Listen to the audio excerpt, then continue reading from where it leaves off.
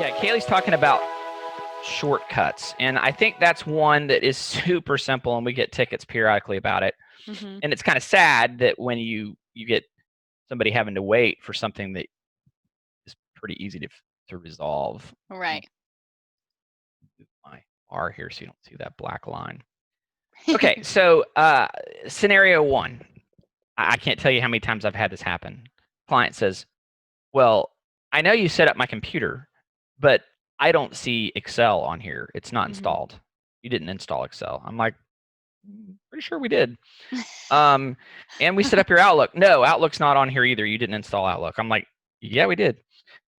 Well, a lot of people don't realize this, but computers are configurable and unique to each individual person. So sometimes when we set up a machine for a client, we do it logged in as us.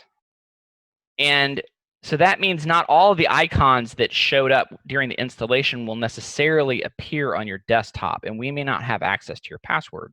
And we don't save client passwords for their logins. So what really is going on is it's not that Outlook's not installed, it's just there isn't a shortcut. And so how do you get the shortcut on your desktop here, and how do you get it down here, and how do you get it on your start menu? So very easy. The first thing is, let's say that you're looking for Excel. I can go in the search section and type Excel, and it shows up right there. And I can right-click on it, and then there's Pin to Start and Pin to Taskbar. So Kaylee, what's the difference between the two? Do you know? Well, the taskbar is the thing at the bottom that you see all them little icons. Correct.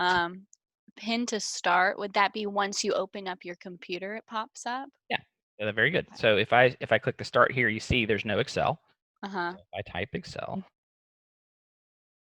and I say Pin to Task, it shows there here. it is, pops right there. And if I say Pin to Start, it's right there. So maybe, this is prime real estate down here, right? Because you don't see all of the stuff that's lined up here. I've seen people that have had shortcuts so many on here that it like scrolls. It will create like a scroll bar up here for you to scroll. That's excessive. So, if you feel like this is prime real estate, you can add some more shortcuts on your start menu. So they're not necessarily always in your face, but things that you may be periodically using. This is a good place to store them. So you can store them, and you can go, you know what I don't like to do, or this guy's ugly face right here. I was about to say, I love that picture of me. I don't want to see that. You can right click on any of those and say Unpin.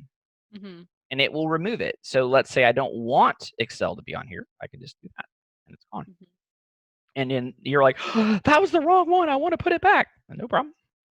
Do Excel, right click, and Pin to Start. And it's back. So that's really helpful. Now, sometimes your start menu may look like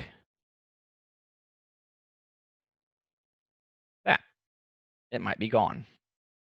So you may go, oh, how do I do the search? If I click Start, I can do just type Excel. Yeah, when I click on the Start menu, I can immediately start typing. Yeah. And as I type, it's starting to autocomplete just like the search. I was very confused about that when I first got a Windows computer. I was like, where is it? Where do I search? Yeah, and now you can put it back by right-clicking on the taskbar and go to Search and say, Show Search Box. And then it's back. So that's how you get it back. Awesome. So those are really powerful. Also, one little quick thing too that you can do. So I'm going to unpin this down here.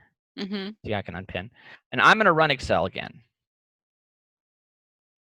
When you have a program open like this and it's working, you might go, I'd really like to have Excel down here. You can just right-click straight off the break and say Pin to Taskbar. Yeah.